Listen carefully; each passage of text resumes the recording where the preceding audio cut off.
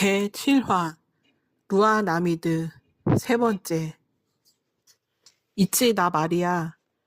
배에서 내린 루아는 뭔가 할 말이 있다는 듯 말꼬리를 길게 늘어뜨렸다.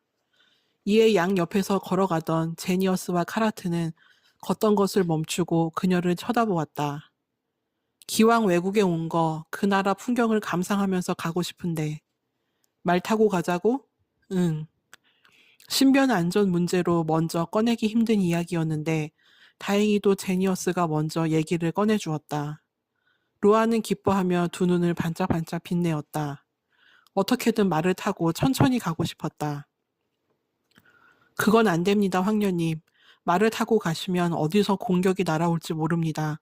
위험하니 무조건 마차를 타고 가십시오. 아니나 다를까 루아의 걱정으로 태산을 이루고 있는 카라트가 반대 의사를 표명해왔다. 역시 카라트, 반대할 줄 알았어. 그의 행동을 미리 예상하고 있었던 루아는 다음 말을 꺼내들었다. 나한텐 카라트하고 제니어스가 있잖아. 네? 우리 제국에서 가장 실력이 뛰어난 두 명이 내 옆에 있는데 뭐가 걱정이야. 안 그래?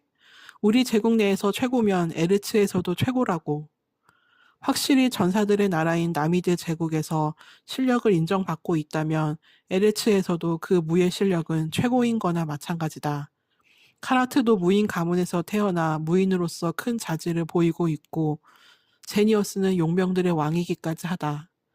네로라 하는 실력의 소유자들인데 뭐가 두렵겠냐는 거였다. 그렇다고 하네. 저런 말을 들으니 오기로라도 말이 타고 싶어지는군. 카라트, 가서 말 빌려와. 제니어스는 루아의 편에서 그녀의 편을 들어주었다. 자기 편을 들어줄 줄 알고 있었던 카라트는 배신자라는 표정으로 그를 쳐다봤지만 제니어스는 이미 루아의 열렬한 대변인이 되어 있는 상태였다. 황녀님의 뜻은 잘 알겠습니다만 그래도 만에 하나라는 게 있으니 안전한 쪽을 고르는 게 낫다고 생각합니다.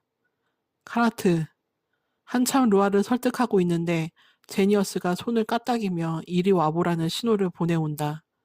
무슨 일인가 하여 그에게 다가간 카라트는 귀를 대보라는 그의 다음 부탁에 슬며시 귀를 대보았다. 여태까지 하고 싶은 일 한 번 못하고 살아온 녀석이야. 황제가 되면 더더욱 자유롭지 못하겠지. 오로지 나라와 백성에만 얽매여 살아야 하니까. 그런 주군이 넌 불쌍하지도 않냐? 신금을 울리는 제니어스의 설득에 카라트는 루아가 살아온 삶을 되짚어 보았다. 정말 한눈도 팔지 않고 외길만 고수해오며 살아온 사람이었다. 남에겐 한없이 상냥하지만 자기 자신에게는 한없이 냉정한 사람. 그래서 그는 늘 옆에서 그 모습을 지켜보며 가슴 아파하였다.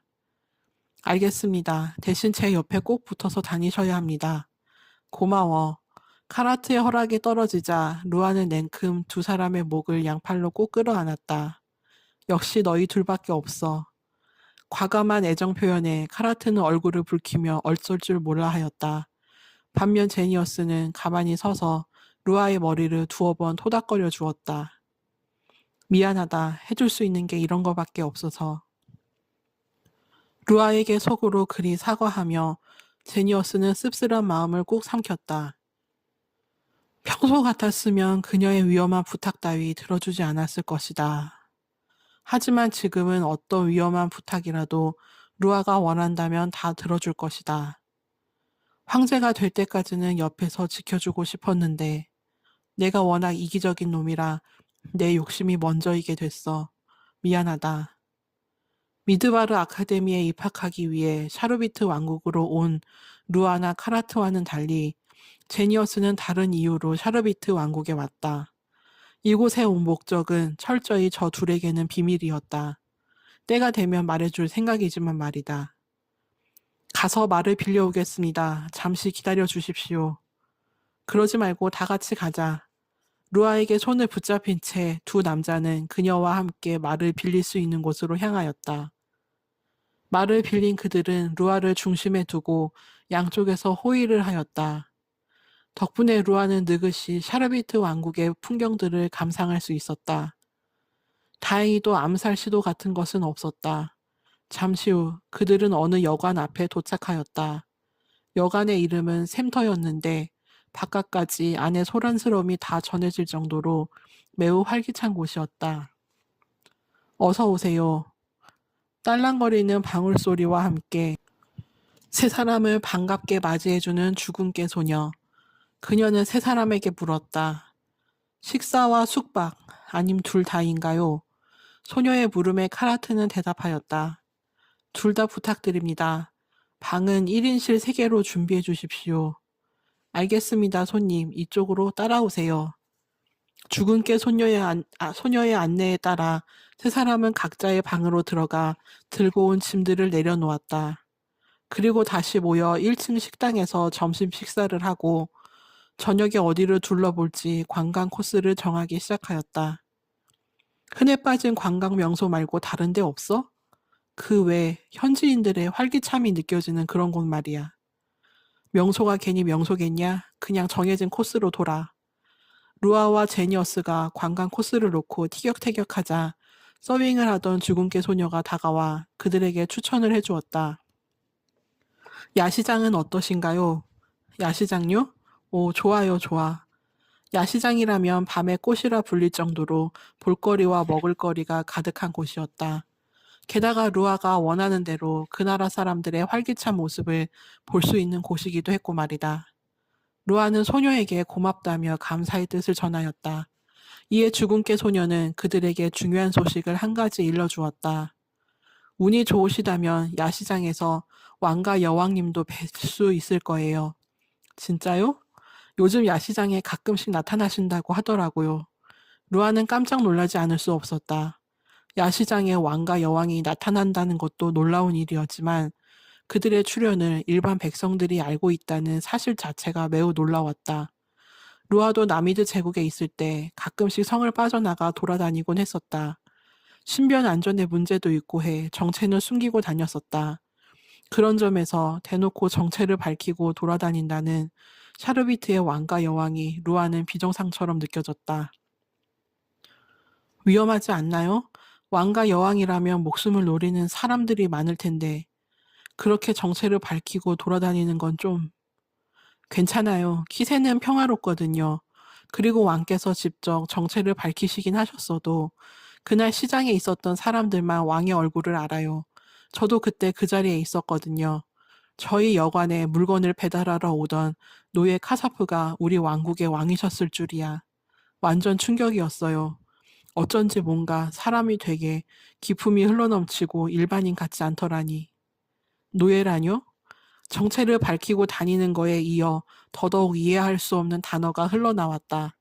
게다가 소녀의 말에 의하면 왕은 여관에 물건을 배달하러 오던 노예였다고 한다. 하얀 백지처럼 정말 아무것도 몰라 하는 루아의 반응에 소녀는 단번에 그녀가 외국에서 온 사람이란 것을 꿰뚫어 봤다. 혹시 외국에서 오셨나요? 네, 방금 전에 키세에 도착했어요. 그러면 모르실 법도 하네요. 사실 얼마 전에 소녀는 서빙하던 것도 있고 일주일 전에 있었던 왕의 신부 귀환 사건에 대해 자세히 들려주었다. 그리고 새로이 생긴 법에 대해서도 가르쳐줬는데 그 얘기를 다 듣고 난 루아는 충격을 먹었는지 한참을 계속 와 라는 감탄사만 뱉어댔다. 옆에서 함께 듣던 카라트 또한 감탄했는지 연신 대단하다를 외쳐댔다. 대단합니다. 생전 듣도 보도 못한 사랑 이야기입니다. 샤르비트 왕께선 같은 남자가 보기에도 정말 멋지고 대단하신 분입니다. 진심으로 존경합니다. 그렇죠. 그런 분이 우리 왕이시라니 저인. 세나, 수나 그만 떨고 빨리 움직여. 주문 밀린 거 안 보여? 아, 내 정신 좀 봐. 호호 죄송해요. 좋은 시간 보내세요. 여관 주인장 겸 어머니의 호통 소리에 세나는 바람처럼 날아가 사라져버렸다. 세나가 사라지고 난 뒤 루아는 땅이 꺼져라 깊은 한숨을 내쉬었다. 부럽다. 그릇이 다 치워진 테이블 위에 엎드리며 루아는 솔직한 심정을 털어놓았다. 방금 전에 들은 에르아나와 레이니의 사랑 이야기는 감동이다 못해 완전 동경의 대상 그 자체였다. 나도 그런 사랑하고 싶다. 두 다리까지 흔들어가며 루아는 떼쓰듯 부럽다는 뜻을 온몸으로 표현하였다. 그 모습에 카라트와 제니어스는 갑자기 꿀먹은 벙어리들이 되어버렸다. 루아의 사랑이라 하면 안 좋은 기억이 떠올라서였다. 특히 두 남자들 중 가장 고역인 건 카라트였다. 루아의 전 약혼자가 카라트의 이복형이었기 때문이다.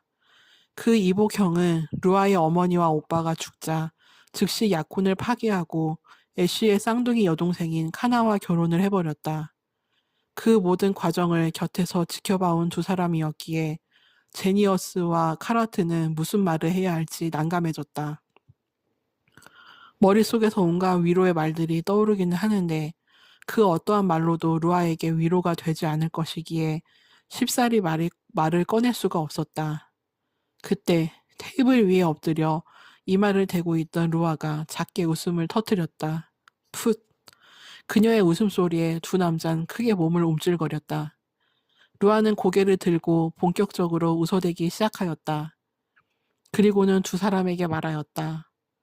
너희 둘 다 너무 어두운 거 아니야?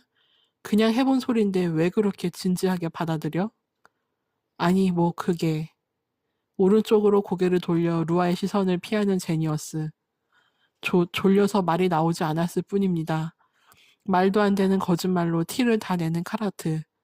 두 사람 다 자기 성격에 맞게 반응도 제각각이었다. 그렇게 루아는 한 차례 신나게 웃은 뒤 의자에서 일어섰다. 어차피 나한테 연애 결혼은 꿈 같은 소리야. 에르아나와 레이니의 이야기를 들었을 때 사랑이라는 걸 하는 자신의 모습을 잠시 상상해 봤었다. 하지만 오래 지나지 않아 자신의 신분과 환경이 떠오르면서 상상은 상상으로만 끝나버렸다. 황족으로 태어난 이상 정략 결혼은 필수였고 선택할 수밖에 없는 생존 방식이었다. 자, 얼른 일어나. 야시장이 열리기 전에 여기저기 돌고 오자고. 관광에 대한 기합을 힘껏 불어넣으며 루아는 두 사람을 재촉하였다. 이에 제니어스는 호쾌히 말하며 의자에서 일어섰다. 오늘은 내가 쏜다. 그러니 마음껏 먹고 사도록. 오, 물주님. 아닙니다. 제 건 제가 내겠습니다. 제니어스님께 패기치고 싶지 않습니다.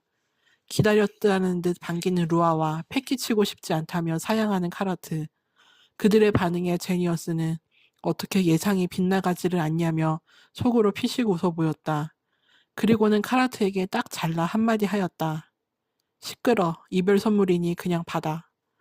제니어스의 발언에 루아와 카라트는 찬물을 끼얹은 것처럼 조용해졌다. 방금 전 그의 입에서 나온 이별이라는 단어가 가슴에 와 닿은 탓이었다. 제니어스는 그런 그들의 반응을 뒤로하고 2층으로 올라가는 계단 쪽으로 몸을 돌렸다. 방에 가서 붕대 갈고 오마. 그동안 뭐 살지 생각해놔. 자고로. 그는 뒤돌아 있는 상태에서 그대로 둘에게 살벌한 충고를 날렸다. 엿보면 죽는다. 네, 네. 살벌하게 한마디 남기고 그는 저벅저벅 걸어서 2층으로 올라갔다. 눈에 붕대를 하고 아무 망설임 없이 계단을 올라가는 그를 보며 1층 손님들은 신기해하였다. 사람들의 수군거림 속에 제니어스는 묵묵히 자신의 방으로 걸어갔다. 매번 붕대를 가는 것도 귀찮네. 눈에 감겨 있던 붕대를 푼 제니어스는 미리 준비해온 붕대를 꺼내 재빨리 눈에 감았다. 한두 번 해본 솜씨가 아니어서 그런지 묶는 속도가 매우 빨랐다. 마지막으로 붕대 때문에 흐트러진 반묶음의 머리를 정돈하고 제니어스는 1층으로 내려왔다. 오, 빨리 왔네? 사고 싶은 거 정해놨습니다. 제니어스가 내려오자 루아와 카라트는 환하게 웃으며 그를 맞이해 주었다. 좋아, 그럼 가자.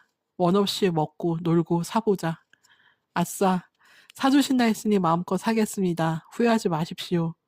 한껏 들뜬 마음으로 세 사람은 즐겁게 여간을 나섰다.